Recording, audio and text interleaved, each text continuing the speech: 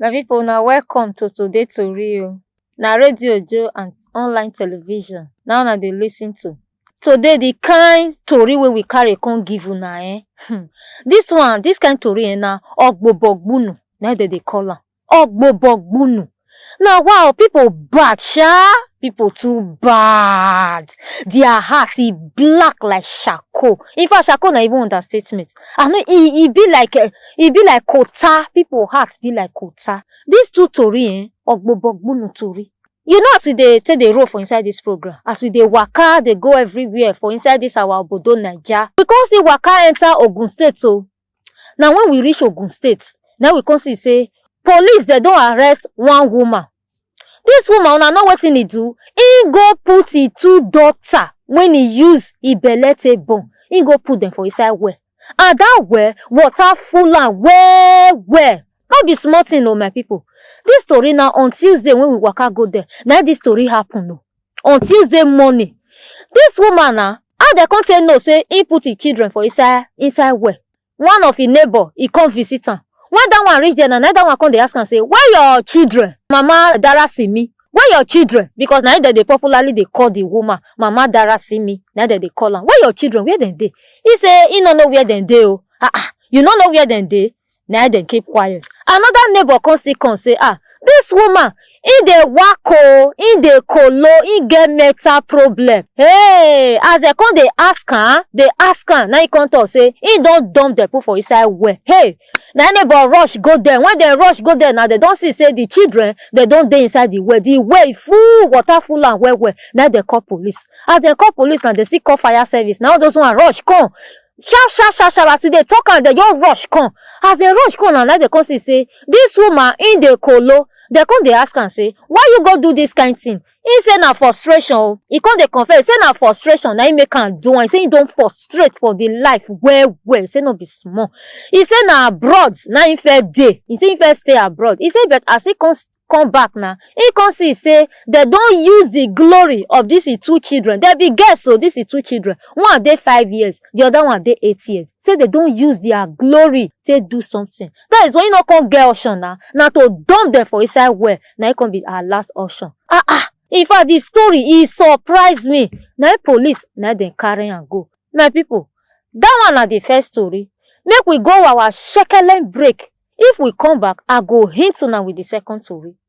Do you know that the human heart pumps about 200,000 gallons of blood every day?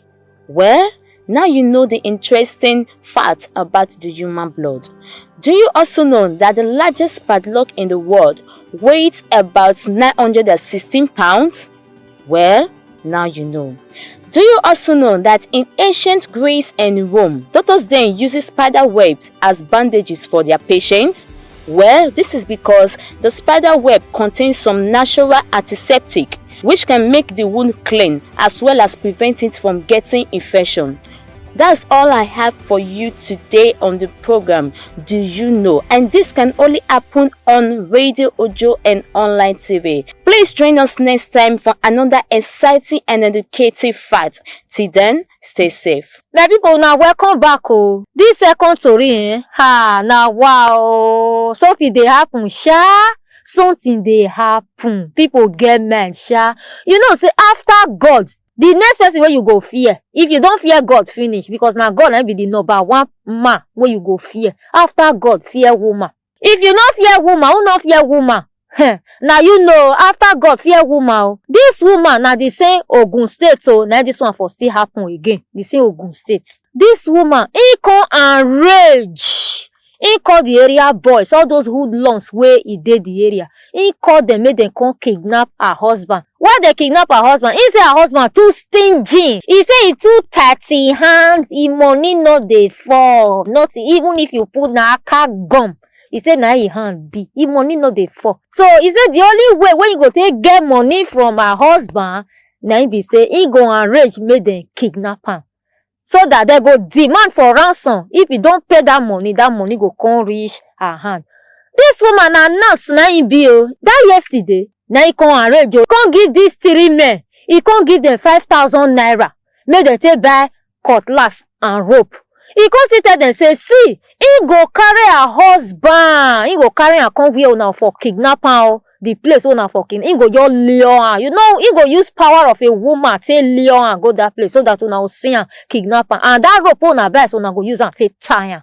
Now those people come say okay, when he true reach, he carry her husband go there, he use style take carry her husband go there. When he reach there, now they kidnap am. As they kidnap am now they carry am go inside bush. Nemesis now he come catch up with them as then they go for road. Now police come stop them. All those police wey they do stop and check, they come stop them. As they stop them, now they come tell them say this cutlass and this rope, what una wan use am take do? They come separate the three of them. When they separate the three of them, they come they give another information. They talk different things.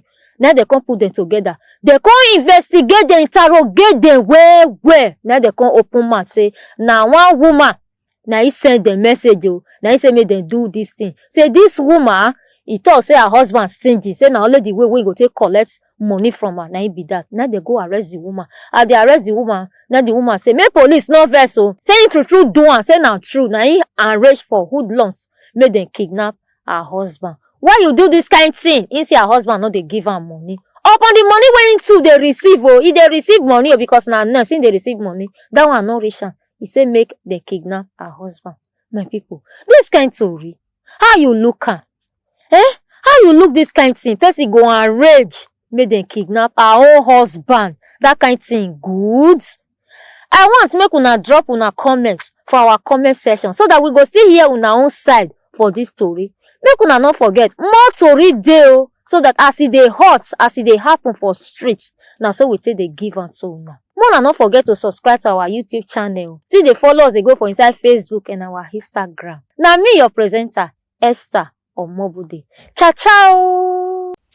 Alright guys, thank you so much for watching. Please subscribe to our YouTube channel, click on the bell notification icon, follow us on Facebook, on Instagram, and we promise to hit you with the latest of news, gist and entertainment. Remember, it's Radio Ojo and online TV. Stay safe.